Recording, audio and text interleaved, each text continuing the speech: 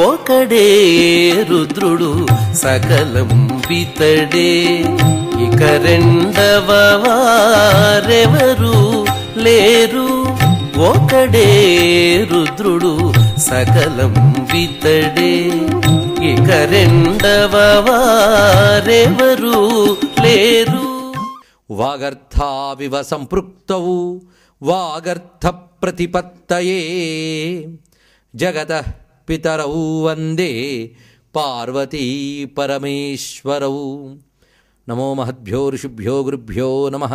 తీరికున్నప్పుడు వచ్చేదా భక్తి అంటే తదేకనిష్ట. అందుకు మనం ఇక్కడ కథలు వింటేటప్పుడు వేశ్యపుత్రికల కథలో కానీ సాలెపురుగు కథలో కానీ మనం గమనించిన అంశం ఏమిటి, గమనించవలసిన అంశం ఏమిటి అంటే ఇదే ప్రధానంగా తదర్పిత అఖిలాచారత.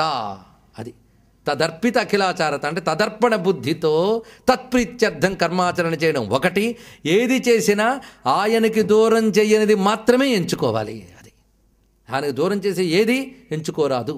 ఇది సేవాశక్తి అనేదానికి అసలైన అర్థం భక్తిలో. అదే నవ్విధ భక్తుల్లో ఒకటిగా ప్రహ్లాదుడు చెప్పాడు. ఇది మనల్ని ఆత్మనివేదనా శక్తిలోకి తీసుకెళ్ళిపోతుంది, తనని తాను నివేదించుకోగలిగే శక్తికి తీసుకెళ్తుంది. అది జరిగితే దాని పైమెట్టు మరేం లేదు, అదే అన్నిటికీ పైమెట్టు. అందుకే సేవాశక్తి ప్రధానమైనది. మన సాలెపురుగు కథలోని ఈ శ్రీకాళహస్తి కథలోని కథలో గ్రహించవలసిన ఆంతర్యం అది. ఇప్పుడు మరొక ఇద్దరు సేవాశక్తిని మనం చూడబోతున్నాం. ఎవరు వాళ్ళు? పాము, ఏనుగు. త్రేతాంతంబున నొక్క కాలఫణి భక్తిన్ దివ్య మాణిక్యముల్ పాతాళంబున నుండి తెచ్చి. మనం కృతయుగ వేళ మర్కటక కీటక మొక్కటి చెప్పుకున్నాం. ఇది త్రేతాంతంబున, త్రేత అంతము, త్రేతాయుగపు అంతముట. అప్పుడు ఒక కాలఫణి భక్తిన్ దివ్యమాణిక్యముల్ పాతాళంబున నుండి తెచ్చి తన పాతాళలోకం నుంచి తీసుకొచ్చి రకరకాల రత్నాలతో శివుణ్ణి పూజ చేసేదిట. దినమున్ బాలెందు చూడార్చనల్ ప్రాతర్వేళల చేయు ద్వాపరయుగ ప్రారంభమైనన్. సరిగ్గా త్రేతాయుగం అంతమవుతూ ద్వాపరయుగం ప్రారంభ సంధిలో ముందు పూజ ప్రారంభించింది పాము. సరిగ్గా ద్వాపరయుగం వచ్చింది. ఆ సమయంలో గుణాతీతున్ శంకరు కొల్వవచ్చనొక హస్తిశ్రేష్టమచ్చోటికిన్. ద్వాపరయుగ ఆరంభమైంది. ఒక ఏనుగు కొత్తగా స్వామిని అర్చించాలని బుద్ధితో వచ్చిందిట. ఆ వచ్చి ఏ విధంగా పూజ చేసేదో చూడండి. ఏనుగు చేస్తున్న పూజ. వచ్చి కేతకిన దివారి లోపల దోగి కానలు కొలకలు కలయ తిరిగి మాలూర శాఖలు నాళీక కహలార కుముద పుష్పంబులు కోసి తెచ్చి. కేతకిన దివారి లోపల దోగి. కేతకి నది అంటే మొగలేరు తెలుగులో చెప్పాలంటే. సువర్ణముఖరి నదికి అక్కడ వ్యవహార భాషలో మొగలేరు అంటారు. ఆ మొగలేరులో దిగి అందులో స్నానం చేసేది ఏనుగు. చుట్టూ కానలు కొలకలు కలయ తిరిగి చుట్టూ ఉన్నటువంటి అడవంతా తిరిగి శివుని కోసమని పూర్వవాసన బలం చేత ఆయనకు ప్రీతికరమైనవన్నీ తీసుకొచ్చేదట. ఏమిటంటే మాలూర శాఖలు, మారేడు కొమ్మలు, దళాలు తీసుకొచ్చేటువంటి శక్తి ఏనుక్కుండదు, బుద్ధి ఉండదు. ఆ తొండంతో ఏకంగా కొమ్మలు పట్టుకొచ్చేదట. నాళిక కల్హార కుముద పుష్పంబులు, రకరకాల తామరలు కలువలు ఇవన్నీ తీసుకువచ్చి అక్కడ దగ్గర పెట్టుకుని ఈ రాళ్ళన్నీ ఉన్నాయి శివలింగం మీద. అంటే రాళ్ళంటే ఏమిటి? పాము పూజ చేసిన రత్నాలు. ఈ రాళ్ళు ఏమిటి అని తొండంతో తోసిందిట. పని సమర్పించిన మణులెల్ల పోద్రోచి తొండాన గ్రోలిన తోయములను, తొండంతో నీళ్లు నింపుకుని వచ్చి ఆ తోయములతో ఆయన్ని అభిషేకం చేసేది. దక్షిణ కైలాస ధరణీ ధరావాసు సద్భక్తితోడ మజ్జనము చేసి చక్కగా అభిషేకం చేసి పూజలు ఒనరించి ఆ తెచ్చుకొచ్చినటువంటి మారేడు కొమ్మలు ఆ కుసుమములు అన్నీ పెట్టి ఏనుగు పోవుటయును. వెళ్ళిపోయింది ఏనుగు. మళ్ళీ మరునాడు పొద్దున్నే సర్పం వచ్చేది. భవుని దర్శింప మరునాడు పాపరేడు. పాపరేడు అంటే పాముల రాజు. నిజ ఫణాగ్ర సమగ్ర మాణిక్య దీప్తి తపననుకు తోడు షక్కాల తమము జరుప. సూర్యుడు రాకముందే బయలుదేరుతుందండి సర్పం. సర్పం బ్రాహ్మీ ముహూర్త పూజ చేస్తుంది. కొంచెం సూర్యుడు వచ్చిన తర్వాత బయలుదేరుతుంది ఏనుగు. ఎక్కడో పాతాళం నుంచి వచ్చేది కనుక ఉషక్కాలానికి వస్తుందట. ఎలా వస్తుందంటే సూర్యకాంతి కంటే ముందు ఈ పడగల మీద ఉన్న మణుల కాంతి చీకట్టి పోగొడుతుందట. నిజ ఫణాగ్ర మాణిక్య సందీప్తి ఆ విధంగా వస్తున్నది.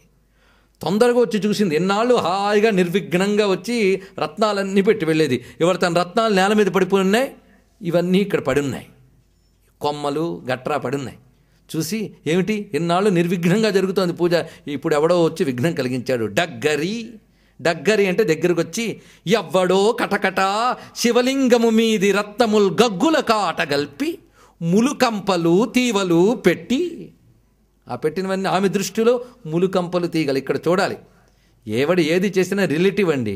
వాడి దృష్టిలో గొప్పదనుకున్నది వాడు చేస్తాడు, అంతే కదా. గమనించవలసింది ఇది. ఎవడైనా సరే ఏ పూజ చేసినా వాడి దృష్టిలో గొప్పదనుకున్న పూజ వాడు చేస్తాడు. మన దృష్టిలో గొప్పదనుకున్నది ఇంకో దృష్టిలో తక్కువ కావచ్చు, మనం తక్కువ అనుకున్నది ఇంకో దృష్టిలో గొప్పది కావచ్చు. కానీ పరమేశ్వరుడి దృష్టిలో ఏమిటి, ఇది కావలసింది. ఇందులో గమనించవలసిన అంశం మరొకటి. ఎవడు ఎలా చేసినా ఇచ్చే వస్తువును చూడ్డు, ఇచ్చేవాడు దృష్టిని చూస్తాడు భగవంతుడు. ఇచ్చేవాడు మనస్సు, ఆయన వస్తువు కాదు. అందుకే గీతలో మాట చెప్తాడు, పత్రం పుష్పం ఫలం తోయం యోమే భక్త్యా ప్రయిచ్చతి తదహం భక్త్యుపహృతం అస్నామి ప్రయితాత్మనః. 2 మార్లు భక్తి అనే మాట వేశాడు ఒకే శ్లోకంలో. సాధారణంగా కవులు పునరుక్తి వాడరు, కానీ అది కవిత్వం కాదు, వేదాంతం కనుక చెప్తారు. 2 మార్లు భక్తి వేడాడు. పత్రం పుష్పం ఫలంతో ఎవరు భక్తితో ఇచ్చినా భక్తితో ఇచ్చారు కనుక పుచ్చుకుంటున్నాను అన్నాడు. భక్తితో ఇచ్చారు కనుక పుచ్చుకుంటున్నాడు, కానీ దాహం వేసింది కనుక పుచ్చుకోవడము, ఇష్టమైంది కనుక పుచ్చుకోవడం కాదు. వాళ్ళు పదార్థాన్ని చూడరు, ఇచ్చే హృదయాన్ని చూస్తారు. అందుకో మహానుభావుడు అంటాడు, ఓ పరమేశ్వర, నువ్వు హృదయాన్నే చూస్తావన్నది నీ చరిత్రలో నాకు తెలిసిపోయింది అన్నాడు. అదేమిటంటే, ఎవరైనా సరే భగవంతుని మీద పువ్వులు వేస్తే మోక్షం ఇస్తాడట. మన్మధుడు ఏం చేశాడు, పువ్వులే వేశాడు, అంతే కదా. 5 పువ్వులు వేశాడు, తగలబెట్టాడు ఆయన. మరి పువ్వులు ఇస్తే మోక్షం ఇస్తాడంటే, మరి పువ్వులు వేసిన వాడిని తగలబెట్టాడే.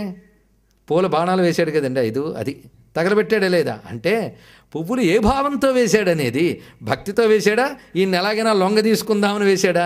కనుక భగవంతుడు ఇచ్చే వస్తువును చూడ్డు, మనస్సును చూస్తాడు. కనుకని మనం చేసే పూజ ఎవరిది వాళ్ళకి సాపేక్షమైనప్పటికీ భగవంతుడు మాత్రం అన్నీ నిరపేక్షంగానే తీసుకుని వాడి యొక్క భక్తిని మాత్రమే స్వీకరిస్తాడు. అది వస్తువు అందులో ప్రధానమైనది.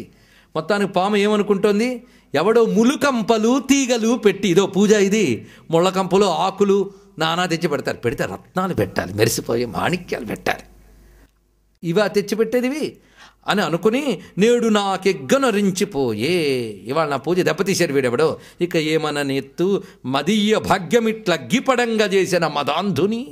ఎవడో మదాంధుడు నా భాగ్యాన్ని కాస్త తీసిపారేశాడు. మరి నేను చేసిన పూజ లేదు అంటే నా భాగ్యం పోయినట్టే కదా అని అల్లన ఏనుగు పెట్టిన వెల్లం పోద్రోచి ఎడద ఈసును భక్తిన్ మల్లాడ. మనసులో 2 వచ్చాడు, ఈసు భక్తి. ఇలాంటి ఈర్ష్యాసూయులు పర్వాలేదండి, పెద్ద బాధాకరం కాదు. ఆ దోషమైన భక్తి ఒక లక్షణం ఉంది కదా, అది దోషాన్ని తీసేస్తుందట.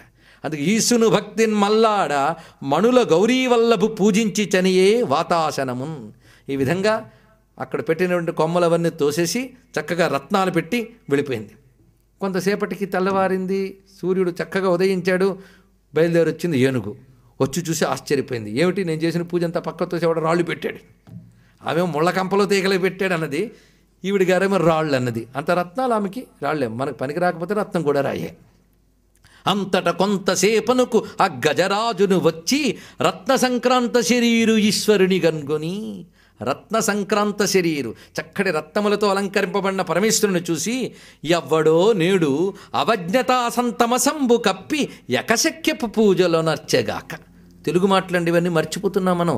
యకశక్యపు పూజలు చేశాడు ఎవడో, పిచ్చివాడు, మూర్ఖత్వం వాడికి. ఏ భ్రాంతులు పెక్కువర్ణముల రాళ్ళు కపర్దికి పెట్టజూతురే. ఎంత పిచ్చివాళ్ళైనా రంగురంగుల రాళ్ళు తెచ్చి దేవుడికి పెడతారండి అని చింతించచ్చు. ఎప్పటి అనువున శివు పూజ చేసి, అంటే ఇవన్నీ తోసేసి మళ్ళీ తాను పెట్టినటువంటి ముళ్ళ కంపలు వగేరా పెట్టి, అడవికి జనయన్ తన ఇచ్చదంతి పామున్ పనివడి మరునాడు తా ప్రభాతమునందున్. మళ్ళీ పొద్దుట యథాప్రకారంగా పాము వచ్చిందిట. శివు పూజింపగ వచ్చి బిల్వ విటపశ్రేణి శనాళాబ్జ భేద విలీనాంగము దివ్యలింగము. రకరకాల మారేడు దళాల మధ్య మెరిసిపోతున్న శివలింగాన్ని చూసి సఖేద స్వాంతమై మనస్సంతా ఖేదంతో నిండిపోయిందిట. నాది వృధా జన్మముగాదే అనుకుంటోంది. ఎందుకంటే భగవంతుడికి చేసిన పూజ పక్కకు పోయింది అంటే నాది వృధా జన్మముగాదే, నా తపము భక్తిని పాడుగాకున్నే ఎలా విచారింపగా. బాధపడి సరే విచారించి ఏం చేస్తాం, ఎల్లియున్ వ్రతము కొల్లంబోయను జూచెదన్. ఒకడే రుద్రుడు సకలం బితడే, ఇక రెండవ వారెవరు లేరు. ఒకడే రుద్రుడు సకలం బితడే, ఇక రెండవ వారెవరు లేరు.